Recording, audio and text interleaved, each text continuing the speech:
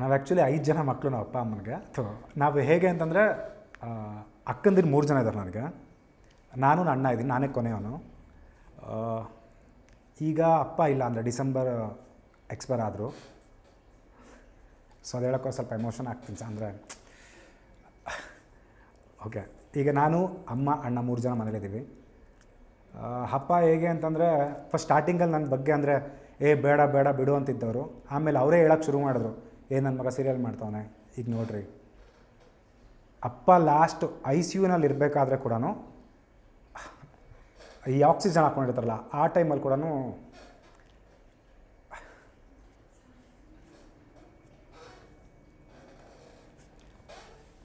ಪಕ್ಕದಲ್ಲಿ ನರ್ಸ್ಗಳಿಗೆ ಅವ್ರಿಗೆಲ್ಲ ಹೇಳೋರು. ನಾವೇನೋ ಮೆಡಿಸಿನ್ ತರಕ್ಕೆ ಹೋದಾಗ ಅಲ್ಲೆಲ್ಲ ಬಂದ್ಕೋ, ಸರ್ ನೀವು ಆರ್ಟಿಸ್ಟ್ ಅಂತ, ಸರ್ ಪುಟ್ಟಕ್ಕ ನೀವೇನಾ ಅಂದರೆ ಯೂಶ್ವಲಿ ಅವ್ರಿಗೆಲ್ಲ ನಾನು ಲುಂಗಿ ಪಂಚಲ್ಲಿ ನೋಡಿರ್ತಾರಲ್ಲ. ಸೊ ನಾರ್ಮಲ್ ಇದ್ರಲ್ಲಿ ನೋಡಿದಾಗ ಅವರೆಲ್ಲ ಸ್ವಲ್ಪ ಇದಾಗ್ತಿದ್ರು. ಸೊ ಹಾಗಾಗಿ ಅವ್ರಿಗೆ ಗೊತ್ತಾಗ್ತಿರಲಿಲ್ಲ. ಆಮೇಲೆ ಸರ್ ನೀವೇನೋ ಹಾಗೆ ಅಂತೇಳಿ ಇಡೀ ಹಾಸ್ಪಿಟ್ಲಿಗೆಲ್ಲ ಗೊತ್ತಾಗಿ ಡಾಕ್ಟ್ರಿಂದ ಹಿಡಿದು ಪ್ರತಿಯೊಬ್ಬರು ಸೆಲ್ಫಿ ತೊಗೊಳಕ್ಕೆ ಶುರು ಮಾಡೋದು. ಪೇಷಂಟ್ಗಳೆಲ್ಲ ಸರ್ ನಮ್ಮ ವಾರ್ಡ್ ಕರ್ಕೊಂಬನ್ನಿ ಅವ್ರನ್ನ, ಈ ವುಮೆನ್ಸ್ ವಾರ್ಡೆಲ್ಲ ಇರ್ತದಲ್ಲ ಅಲ್ಲೆಲ್ಲ ಕರೆದ್ಬಿಟ್ಟು ಸರ್ ಬನ್ನಿ ಬನ್ನಿ ಬನ್ನಿ ಅಂತ ಅಲ್ಲೆಲ್ಲ ಪಾಪ ಪೇಷಂಟ್ಗಳು ಕರೆದು ಫೋಟೋಸ್ ತೊಗೊಂಡಿದ್ದೆಲ್ಲ ಇದೆ. ಇದಿಷ್ಟು ಫ್ಯಾಮಿಲಿದು. ಸೊ ಇನ್ನಷ್ಟು ಜಾಸ್ತಿ ಹೇಳಕ್ಕೆ ಹೋದ್ರೆ ಸ್ವಲ್ಪ.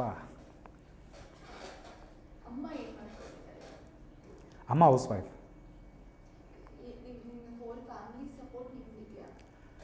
ಈಗಿದೆ ಅಂದರೆ ಫ್ಯಾಮಿಲಿಲೂ ಕೂಡ ಇವಾಗೂ ಇದು ಸೆಕ್ಯೂರ್ ಲೈಫ್ ಅಲ್ಲ, ಸೊ ಬಿಟ್ಟು ಬೇರೆ ಕೆಲಸ ಮಾಡು ಹಾಗೆ ಹೀಗೆ ಅಂತ ಹೇಳ್ತಿರ್ತಾರೆ. ನನಗೆ ಹಠ ಇಷ್ಟು ಅಂದರೆ ಹೇಳಿದ್ನಲ್ಲ, ಇಷ್ಟು ದೂರ ಬಂದಿದ್ದೀನಿ, ಇನ್ನೊಂದಷ್ಟು ದೂರ ಏನೋ ಇದೆ ಮಾಡ್ಬೋದು ಅನ್ನೋದು ಹಠ. ಸೊ ಹೀಗೆ ಹೋಗ್ತಿದೆ. ಸೊ ಆ ಹಠ ಅಂತೂ ಇದೆ, ಒಂದಿನ ಗಾಂಧಿನಗರದಲ್ಲಂತೂ ನನ್ನ ಕಟೌಟ್ ನಿಂತ್ಕೋಬೇಕು ಅಂತ. ಸೊ ಸಾರಿ, ನಾನು ಸ್ವಲ್ಪ ಅದೇ ಫ್ಯಾಮಿಲಿ ಅಂತ ಹೋದರೆ ಇದಾಗ್ತದೆ.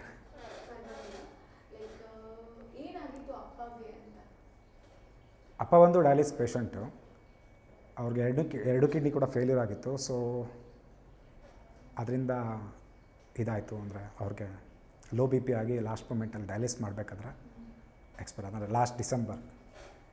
ಇದೇ ಲಾಸ್ಟ್ 1 ಇಯರ್ ಆಯಿತು, 3ನೇ ತಾರೀಕು ಇದಾಯಿತು. ಸೊ ಹಾಗಾಗಿ